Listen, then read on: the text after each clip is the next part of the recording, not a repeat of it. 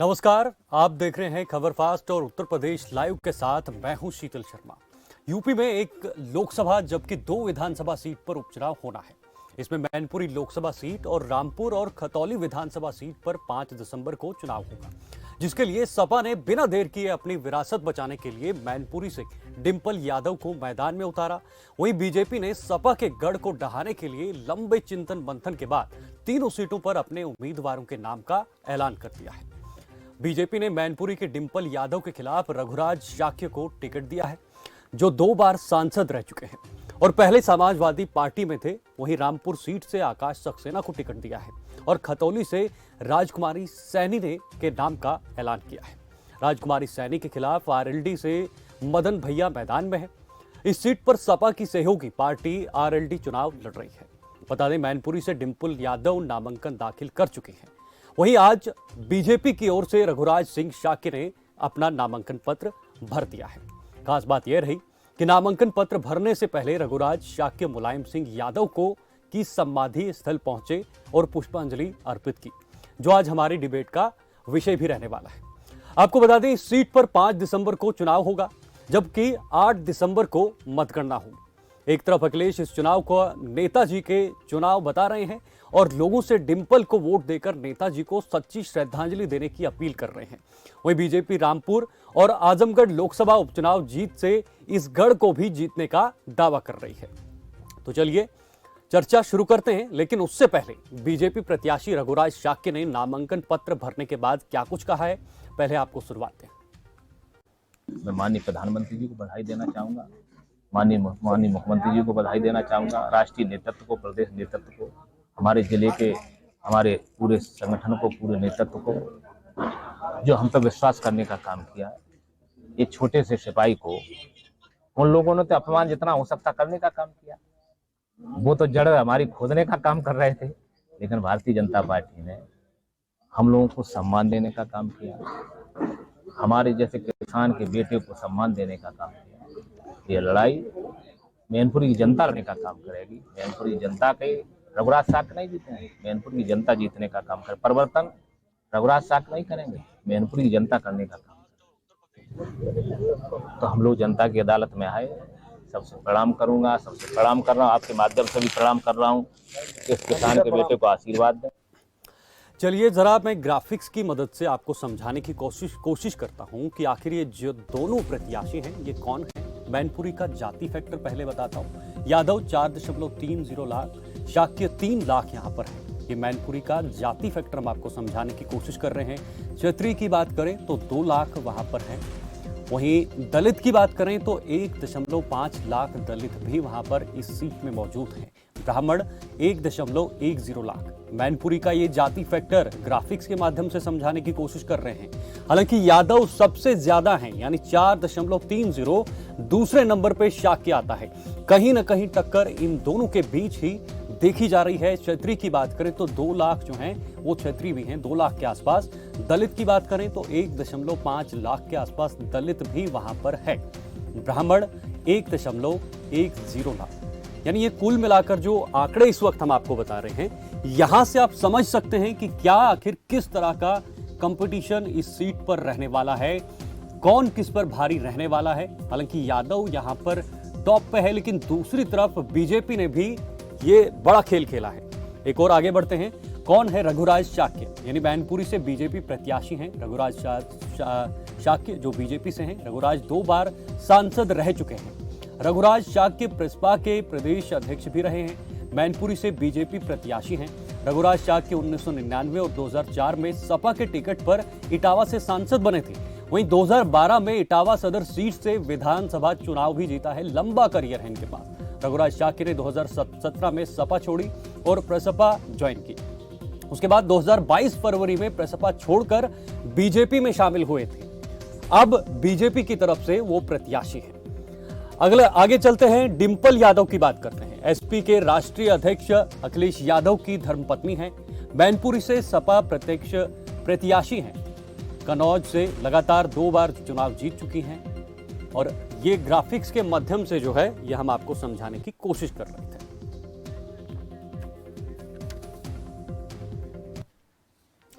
चलिए आज की ये चर्चा शुरू करते हैं, क्योंकि आज भाजपा के प्रत्याशी ने नामांकन भरा है और अब कहीं ना कहीं बीजेपी ने यहां पर दांव खेल लिया है। इसी पर आज हमारी चर्चा होगी। चर्चा के लिए हमारे साथ कुछ खास मेहमान जुड़े हुए हैं, उनके नाम लेना चाहूंगा। उसके बाद ये चर्चा, महत्वपूर्ण चर्चा जो है आज शुरू होगी। सबसे पहले संजीव कपासिया जो राजनीतिक संपादक हैं, ये भी हमारे साथ जुड़ गए हैं और हमारे टीवी स्क्रीन पर भी आ चुके हैं। दूसरे नंबर पर अगर बात करूं मैं, रघवेंद्र सिंह बीजेपी प्रवक्ता हैं, साथ ही साथ मनोज यादव जो सपा प्रवक्ता हैं, और उसके बाद सुशील दुबे वरिष्ठ पत्रकार।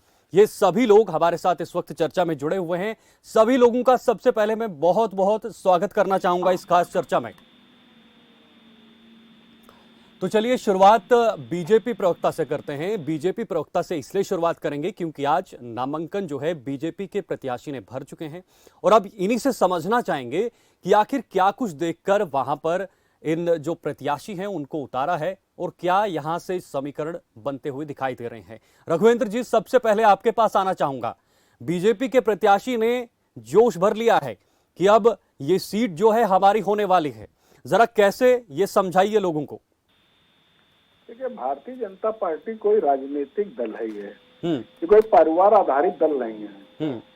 हम लोगों का जो संगठन है, हम लोग जिस तरीके से काम करते हैं, जब सरकार होती है तब, जब सरकार नहीं होती है तब, पंडित दीनदयाल उपाध्याय और अटल बिहारी वाजपेयी, माननीय कल्याण सिंह के आदर्शों पर चलते हुए, अंत्योदय विषय को ध्यान में रखते हुए समाज के अंतिम पायदान पर खड़े व्यक्तियों के हितों के लिए हम लोग निरंतर संघर्ष करते रहते हैं। और ये समाजवादी पार्टी कुनबा है जो ये मात्र परिवार का कुनबा है। ये भारतीय जनता पार्टी का उस समय मुकाबला कर लेता था जब समाज में इतनी जागरूकता नहीं होती थी। कोई समीकरण बना करके कोई एमवाई समीकरण बना लेता था, कोई भूरा बात बना लेता था, कोई इस तरीके से देश में राजनीति हुआ करती थी। आज की तारीख में देखिए, जितने भी इस प्रकार के जो कुनबे बना देते थे, गठबंधन बना के चुनाव लड़ते थे, आज कहीं ना कहीं हाशिए पर है। भारतीय जनता पार्टी जो है उत्तर प्रदेश से हमेशा विकास और सुशासन की राजनीति करती रही है। हम लोग केंद्र और प्रदेश की जो योजनाएं हैं उसको लेकर के समाज में जाते हैं, अपने योजनाओं को बताते हैं, अपने कार्यक्रमों को बताते हैं और उस आधार पर हम लोग उत्तर प्रदेश के ठीक है रामपुर का चुनाव संजीव जी, शीतल, ठीक है संजीव जी, आपके पास आना चाहूंगा। पहले मैं प्रवक्ता सपा के भी बैठे हुए हैं, उनसे एक प्रतिक्रिया लेते हैं, उसके बाद सीधा मैं आपका रुख करता हूं और उसके बाद आप भी अपना सवाल इनके समक्ष रख सकते हैं। मनोज यादव जी, पहले स्वागत करना चाहूंगा। मनोज जी, सीधे आपके पास आता हूं। क्या कुछ जो बीजेपी के प्रवक्ता ने कहा उसका जवाब भी दीजिए, और क्या लगता है आपको यहाँ पर जो सीधे सीधे आपके सामने जो शाक्य की टक्कर है, कैसे आप इस चीज को देखते हैं और क्या लगता है? जी मनोज। देखिए, मैनपुरी में कोई टक्कर जैसा शब्द नहीं है। समाजवादी पार्टी की पिछले 26-27 साल से सीट रही है और अपराजित सीट रही है। समाजवादी पार्टी उसको कभी लूज नहीं की है, तो टक्कर शब्द तो नहीं है। लेकिन हाँ, बीजेपी के प्रवक्ता की 2 लाइनें मैंने सुनी थी, इसके बाद मेरा फोन कट गया था। वो बता रहे थे कोई कुनबा है, कोई परिवार है और ये दल है, पता नहीं कुछ ऐसा बोल रहे थे। तब तक फोन मेरा कट गया, लेकिन मैं समझ गया उनका मंतव्य क्या था। मैं स्पष्ट रूप से कहता चलूं कि समाजवादी पार्टी और इस देश में परिवार को एक नकारात्मक शब्द के रूप में नहीं जाना जाता। हमको कहा जाता है वसुधैव कुटुंबकम, यानी कि पूरी सृष्टि जो है परिवार के रूप में है। ठीक है, तो समाजवादी पार्टी तरीके का कोई अंतर नहीं है। ठीक है। और अगर बीजेपी को लगता है कि समाजवादी पार्टी एक परिवार नहीं हो सकता, तो बीजेपी को समझाने के लिए मेरे ख्याल से कोई डिक्शनरी शब्द इजाद करनी पड़ेगी, कैसे समझाएगा। सर, इनके कहने का मतलब है कि परिवारवाद जो चल रहा है वो आगे भी चल रहा है, इसी तरह आगे चल रहा है। नहीं, अरे एक सेकंड, शीतल शर्मा जी, अभी जो गोला में लड़े थे वो परिवार के लड़े थे कि सौतेले और दूसरे वाले लड़े थे? अरविंद गिरी बेटे थे कि कोई और था, उनका दुश्मन लड़ा था वहां चुनाव। और यहाँ जो राजकुमार सैनी की पत्नी लड़ रही है कि अब फिर दूसरा शब्द कहूंगा तो बीजेपी को बुरा लगेगा। मतलब इनका परिवार इनके हिसाब से, जब चाहो तो परिवार बना लो। लेकिन मैं एक दुआ करता हूँ सबके लिए, जो परिवार से नफरत करता है, जो परिवार पे लगातार टिप्पणी करता है, मैं ईश्वर से लगातार उसके लिए प्रार्थना कर रहा हूँ कि वो परिवार से। मनोज जी, ठीक है, मनोज जी, ठीक है, संजीव जी के पास आते हैं। संजीव जी, नसीब करें। एक मिनट शीतल, एक मिनट सुनिए। मनोज जी, आप बार बार परिवार की बात कर रहे हैं। डिंपल यादव जी शिवपाल जी से मिली हैं, तो क्या परिवार का पूरा आशीर्वाद रहने वाला है? और ये परिवार का जो आशीर्वाद है ये लखीमपुर गोला में क्यों नहीं लिया गया, ये आजमगढ़ में क्यों नहीं लिया गया, ये रामपुर में क्यों नहीं लिया गया। आज ही उत्तर प्रदेश के उप मुख्यमंत्री केशव प्रसाद मौर्य और प्रदेश के भाजपा अध्यक्ष भूपेंद्र चौधरी नामांकन में गए थे। केशव जी का कहना है कि अब हार के डर से, यानी आपका आखिरी दुर्ग बचा है, ये आजमगढ़ आप हार चुके हैं, रामपुर बहुत सुरक्षित मानते थे आप, वो आप हार चुके हैं। तो इस आखिरी दुर्ग को बचाने के लिए आपको शिवपाल यादव यानी चाचा की याद आ रही है। बड़ी माफी के साथ मैं आपसे संजीव जी एक बात कहना चाहूंगा, माफी शब्द इसलिए इस्तेमाल करिए कि आपको भी बुरा ना। मैं एक बात पूछना चाहता हूँ, कोई बीजेपी विपक्ष में बैठी जो बीजेपी के सवालों का जवाब समाजवादी पार्टी देगी? अरे हम विपक्ष में हैं और हम सवाल पूछेंगे सरकार से। ये नरेशन और अपना पाला खींच के जो चुनाव का माहौल बनाने की कोशिश कर रही बीजेपी, इसका मुंह तोड़ जवाब मिलेगा। और एक मौका तो आप देते ना मनोज जी, देखिए ये आप अपने हिसाब से जवाब देने की, जो आप, हमें पता है कि आप काबिल प्रवक्ता हैं, आप एक योग्य राजनेता है, लेकिन ये भाई मौका ये तो आप ही देते हो ना।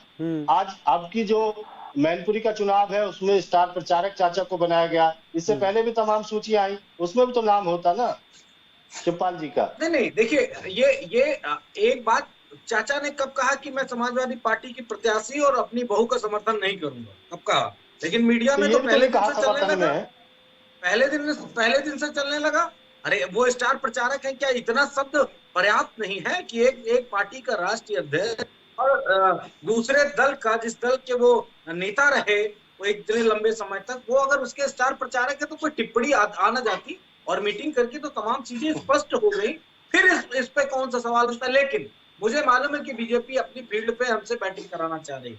हमारा सीधा सवाल है बीजेपी से, मैनपुरी में बीजेपी किस जिले का डेवलपमेंट का मॉडल प्रस्तुत करके समाजवादी पार्टी से लड़ना चाहती है? समाजवादी पार्टी बीजेपी को चैलेंज करती है, पूरी चैलेंज के साथ। चलिए मनोज जी से जवाब लेते हैं, नोएडा का रघुवेंद्र जी से जवाब लेते हैं, मनोज जी रघुवेंद्र जी से जवाब लेते हैं। रघुवेंद्र जी जवाब दीजिए, मनोज जी ने काफी कुछ कहा है, जरा जवाब दीजिए। देखिए, सबसे पहले तो इनके परिवारवाद की परिभाषा समय समय पर बदलती रही है।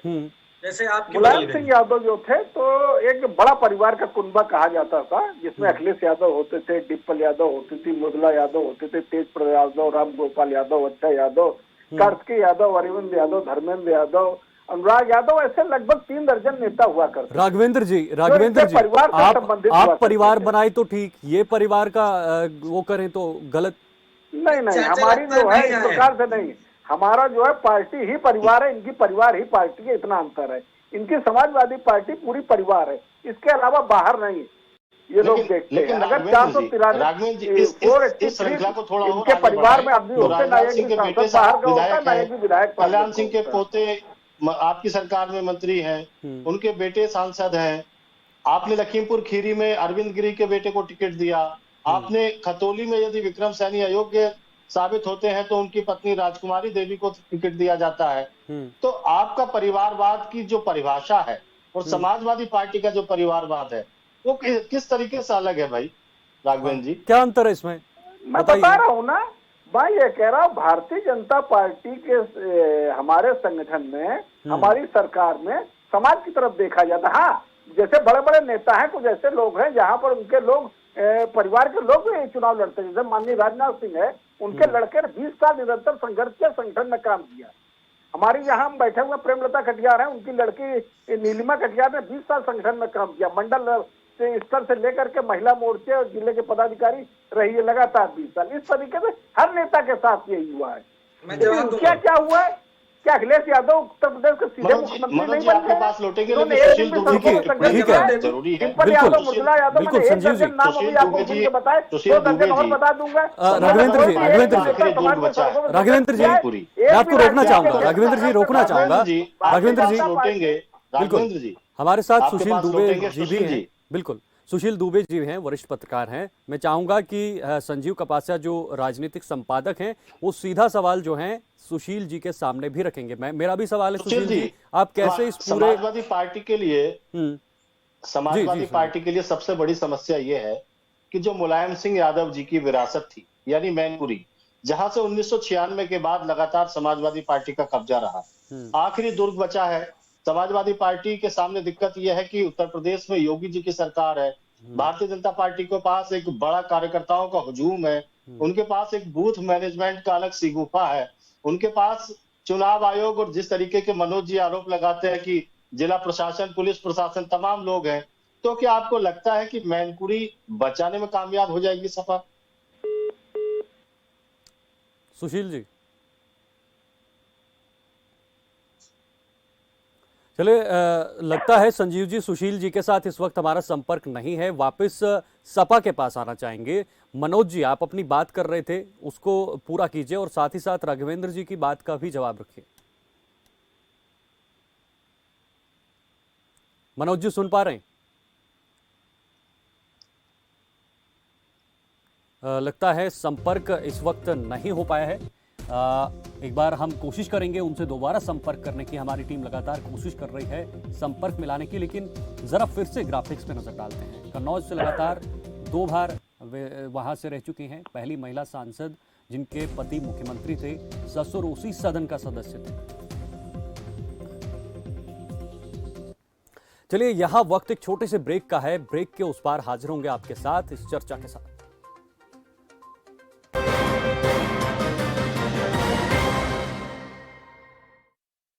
अपनाएं आयुर्वेदिक रूप मंत्रा। इसमें है क्यूकम्बर के प्योर एक्सट्रैक्ट्स जो नेचुरली चेहरे को मॉइस्चराइज रखे, ताकि पिंपल्स और डेड स्किन जैसी प्रॉब्लम से मिले रिलीफ। रूप मंत्रा आयुर्वेदिक फेस वॉश, ये कोई कॉस्मेटिक नहीं, आयुर्वेदिक औषधि है।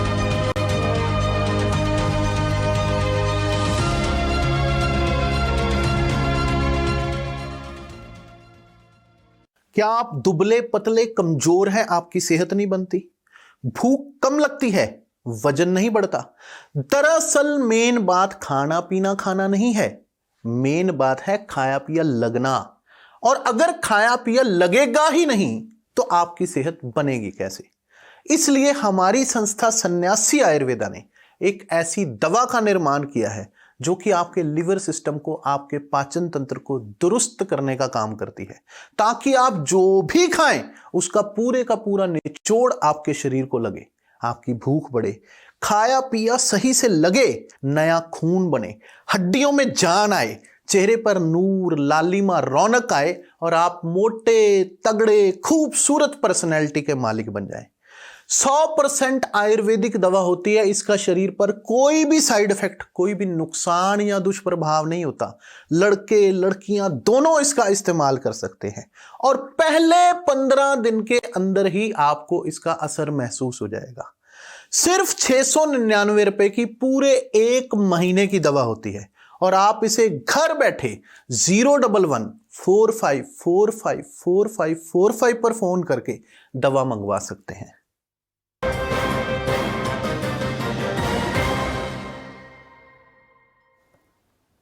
ब्रेक के बाद एक बार फिर आप सभी का स्वागत है। सीधे फिर से लिए चलते हैं आपको उसी पैनल पे। चर्चा में हमारे साथ सभी लोग जुड़े हुए हैं, उनके पास चलते हैं। हमारे साथ सब लोग वापस जुड़ चुके हैं, सबके साथ संपर्क हो चुका है। संजीव जी, आपके पास आना चाहूँगा। अब संपर्क नहीं हो पाया था, उस वजह से हम बात नहीं कर पाए थे। मैं चाहूँगा कि आप अपना सवाल जो है वो सुशील जी के सामने रखें। जी संजीव। सुशील जी, सवाल यह है कि समाजवादी पार्टी के सामने बड़ी चुनौती है। आप समझिए कि उत्तर प्रदेश में सरकार है, केंद्र में सरकार है, और जिस तरीके के आरोप लगाती है मनोज जी की पार्टी कि जिला प्रशासन, पुलिस प्रशासन, निर्वाचन आयोग सब भारतीय जनता पार्टी के लिए काम करता है, तो कितना मुश्किल होगा अंतिम दुर्ग, क्योंकि समाजवादी पार्टी के पास अंतिम दुर्ग बचा है। मुलायम सिंह यादव की परंपरागत सीट ही समाजवादी पार्टी नहीं बचा पाती है, तो उसके लिए सियासी अस्तित्व के लिए एक बड़ा सवाल खड़ा हो जाएगा। क्या आपको लगता है कि अखिलेश यादव अपनी लाज बचाने में कामयाब हो जाएंगे? संजीव भाई, पहले तो हमारे जो अभी लवराज साथ जी ने कहा, आपने सुनाया, मुझे आवाज आ रही है ना आपको? बिल्कुल सुशील जी, बोलिए आप। बिल्कुल बिल्कुल। जो उन्होंने सुनाया, अभी आपने सुनाया, तो टिकट देने काम संगठन का प्रदेश अध्यक्ष करता है और राष्ट्रीय अध्यक्ष करता है। तो चुनाव हो चाहे चुनाव हो, उन्होंने कहा मुझे योगी जी का विश्वास है और मोदी जी का विश्वास है, अच्छी बात है, होना भी चाहिए। लेकिन आपको अगर अपने भूपेंद्र चौधरी का और नड्डा का विश्वास नहीं है तो मैनपुरी की जनता कैसे विश्वास करेगी? आपने 2 नाम बोले थे, 2 नाम ले थे, क्या दिक्कत? टिकट तो संगठन देता है ना, योगी जी और मोदी जी तो चुनाव लड़ाएंगे। आपने टिकट लिया संगठन से और विश्वास दे रहे हैं आप उनको, तो जब आप अपने संगठन के दोनों अध्यक्षों का ही विश्वास नहीं ले रहे हैं, नाम ले रहे हैं, तो मैनपुरी की जनता से आपको विश्वास देगी। दूसरी बात संजय जी, ये रामपुर नहीं, आजमगढ़ नहीं है, ये मुलायम सिंह जी की श्रद्धांजलि सभा है। यहाँ कोई चुनौती पनौती नहीं है, कहने वाली बातें हैं। ये पूरा मैनपुरी बिल्कुल एकदम बड़ी लंबी, तो यहाँ तो निर्विरोध चुनाव होना चाहिए था। इस हिसाब से मुलायम सिंह जी देश के बरगद थे, उनका निधन हुआ है, पूरा देश आया, जहाँ तो चुनाव निर्विरोध होना चाहिए था। और प्रेम और वो जो प्रेम जी थे, इतना तगड़ा लड़ते थे चुनाव, वो कहाँ गए एकदम से ये। और फिर प्रासपा से, प्रेम जी तो ओरिजिनल थे, ये प्रासपा से लाए, सपा से रहे, तो अब विश्वास कहाँ ये रघुराज जी लेंगे? मुलायम सिंह जी का विश्वास लेंगे कि अखिलेश जी का विश्वास प्राप्त करेंगे, कि शिवपाल जी का विश्वास प्राप्त करेंगे, अब ये मोदी जी, योगी जी का विश्वास प्राप्त 1.5 साल से कर रहे हैं, 2 साल से कर रहे हैं। तो ऐसे थोड़ी विश्वास सालों में बनता है, बरसों तक रहता है, ऐसा थोड़ी बस एक घंटे में विश्वास बदलता रहेगा। लेकिन आपने प्रदेश की सियासत बड़ी बारीकी से देखी है सुशील जी। अब की बार शिवपाल यादव जी को स्टार प्रचारक बनाया गया है मैनपुरी लोकसभा सीट पर। इससे पहले भी चुनाव हुए, उनका स्टार प्रचारकों की सूची में कई नाम नहीं था। गुजरात में स्टार प्रचारकों की सूची आई, इससे पहले तमाम जो स्टार प्रचारकों की सूचियां थी उसमें शिवपाल जी का नाम नदारद था। तो क्या अखिलेश यादव पूरी ताकत के साथ चुनाव लड़ना चाहते हैं, क्योंकि वो बखूबी जानते हैं कि ये सीट कितनी महत्वपूर्ण है। उनके पिताजी और उत्तर प्रदेश के आदरणीय नेताजी की सीट है, समाजवादी पार्टी का अंतिम दुर्ग है। जैसा मैंने पहले बताया कि सारे दुर्ग ढह चुके हैं उपचुनावों में। आजमगढ़, रामपुर बड़े सुरक्षित माने जाते थे, आप भी चर्चा करते थे लगातार, लेकिन वो दुर्ग ढह चुके हैं, ये अंतिम दुर्ग बचा है। तो क्या शिवपाल जी को साथ लाने की तैयारी है? क्या शिवपाल जी का आशीर्वाद मिलेगा? क्योंकि शिवपाल जी का इस तरीके का कोई बयान अभी तक नहीं आया कि मेरा आशीर्वाद डिंपल यादव के साथ है। क्या संकेत जाता है इससे सुशील जी? जो मीडिया शिवपाल जी, अरे भाई मुलायम सिंह जी की बहू लड़ रही है, परिवार की विरासत बहू को मिलती है, ओरिजिनल बहू है, बाकायदा सुसंस्कारी बहू है। सुशील जी, ओरिजिनल की बात कहाँ से आ गई? अभी उनके भतीजे लड़े थे, तब तो शिवपाल जी नहीं साथ थे। न शिवपाल, आजमगढ़ में चुनाव हुआ, मुलायम सिंह यादव और शिवपाल जी के सगे भतीजे चुनाव लड़ रहे थे। अखिलेश यादव के सगे चचेरे तहेरे भाई हैं धर्मेंद्र यादव, उनका खून का रिश्ता नहीं है क्या सुशील जी? रामपुर में यहाँ पर यादव बेल्ट है, यहाँ पूरा वोट पड़ेगा, चूम के वोट पड़ेगा, यहाँ कोई नहीं रोक पाएगा, न शासन न प्रशासन। ये इटावा बेल्ट सीट है। रामपुर में जो रोक लिया, गली रोक ली, मोहल्ला रोक लिया, आरोप लगते हैं, क्या हुआ क्या नहीं हुआ, सीट हार गई अलग बात है।